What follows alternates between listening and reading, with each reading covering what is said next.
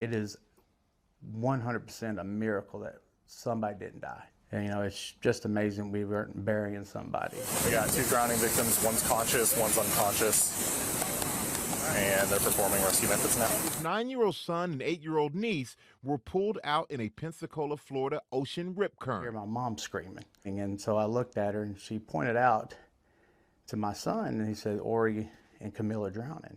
And so I didn't even think, I just reacted and started running to the water. The scariest point to me was when I'm swimming to my son and I have to pass by him because my niece is in more danger. You had to make a decision. Yes, but I knew that I had to pass him up to get to Camille first because, if I didn't, there's no way she would have made it. And so swam past my son and I got to Camille and she starts freaking out, we're gonna die. We're gonna die. I go, honey, you're not gonna die. That's not gonna happen. The gentleman came and gave us a boogie board and I put Camille and my sister on the boogie board and pushed them away. And I knew that I had to come back for my son. By the time I got to him, he was pretty much limp. He didn't have any more strength in him to swim. And I'm sitting there holding him and we're in, 7.5 foot of water. And you're thinking, that's not bad.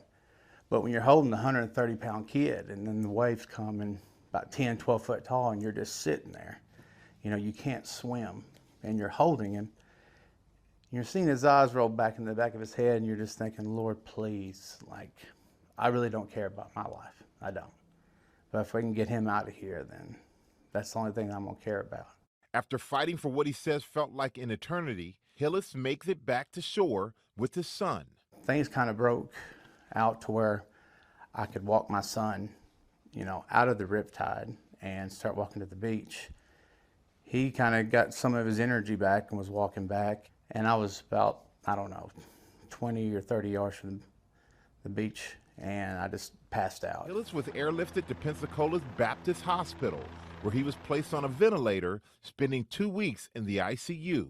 When I was under, I remember I could hear everything perfectly clear, but they didn't know that I could. I don't know, it was like day 9 or 10 into it, and I overhear them saying, if you don't wake up here soon, I don't know what's gonna happen.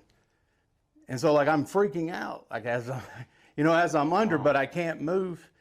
And they had the, hose going down my throat. After 10 long days under sedation, Hillis regained consciousness. First thing I remember is my mom and my daughter and my sister standing around me. And, to their credit, they all act like everything was normal. Everything was fine, which calmed me down because I felt like everything was okay. But I was completely amazed when I woke up, I couldn't move. I couldn't move my body. I couldn't get out of bed. And what did the doctors tell you happened to you physically? Well, they said that I wouldn't probably reach full recovery for a year. I don't think my lungs will ever get back to where they needed to be. Where are you in your recovery overall? Physically, it's coming along okay. Mentally, things in my head or stuff like that, it's coming along a lot slower. I'm just trying to take it one day at a time. And how does something as traumatic change you? It makes you realize what's really important. If you're not here for your loved ones, or your family, your friends, why are you here? You can say, I'm going to pursue this career or make this money or find this wife or this husband or whatever the case. None of it matters. At the end of the day, none of it matters. Is there a message in all of this for others out there? You got to respect the water. You got to always be aware of your surroundings. I would think if you have small children, especially under the age of 10, it's very dangerous to just let your kids go out there and swim, especially without life jackets. And we know your partner, Angela, and countless others, they call you a hero. Do you consider yourself a hero? Not a hero. I think that's a very loose term that a lot of people like to apply to things that happen. So what do you call yourself? I call myself a dad.